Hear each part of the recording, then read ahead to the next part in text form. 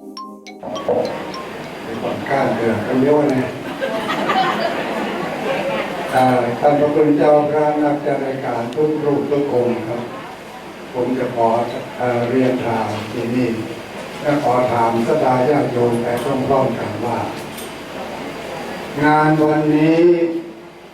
มีประโยชน์หรือไม่มีไหม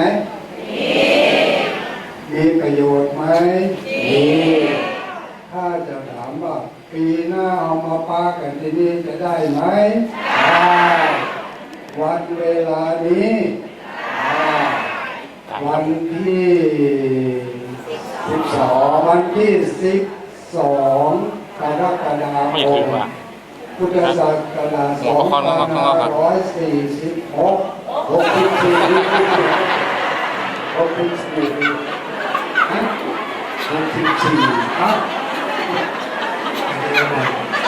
ย่อมาดี พุทธศักราชวันที่12กรกฎาคม2564เอาหอกเข้าหอกน้ำมาพระกันที่นี่นะจะมีอย่างนี้ทั้งก็เข้ามาอย่างวันนี้เขาเข้ามาเป็นเขาเรียกกันเขาเรียกกันลำดีพันลอย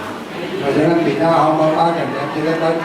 ตรวจตาดูแลว่าสออากาศเดี๋ยวถวายกันว่าได้จะได้มาถามกันว่าเป็นยังไงไปถึงไหนมีสมาชิกเพิ่มขึ้นไหมไปพระอาศีดังขึ้นกว่าเก่าไหมเนี่ยนี่ก็เห็นว่าให้ประคัดก้องนะแต่พระพุทธเจ้าว่าจะได้บ้างดีไหมวันที่12กรกฎาคม2564พักกันที่เก่าเวลาเดิมยะถาวาริวหาปุราปาริปุเรนติสาคารังเอวเมวะอิโตจินังเปตานังอุปกัปปติอิจิตังปฏิตังตุมหังคิปะเมวัสมิจตุสัพเพปุเรนตุสังฆปาจันโตปนะระโสยะถามณิโชติระโสยะถาจันตุสัพพะโลกวินาศตุมาเตภวัตวันตรายโยสุขิติกายุโกภวะอภิวาทนาสิริสเนจังพุทธาปัจจายโนจัตตารโอธรรมาวันตันติอายุวันโนสุขัง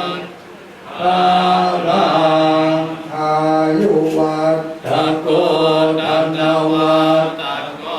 สิริวัตตะโกยัสสวัตตะโก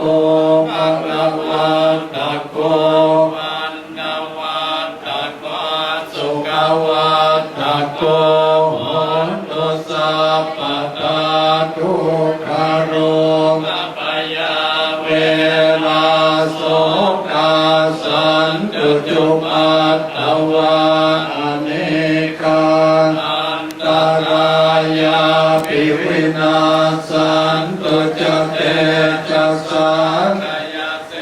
ติตานังลาภังโสติปัจยังสุขังพลังเสเดอายุจะวันโนจะโภคังพุทธิจะยัสสวาสัตวาสาจะอายุจะชีวสิทธิภวันตุเตภวัตสา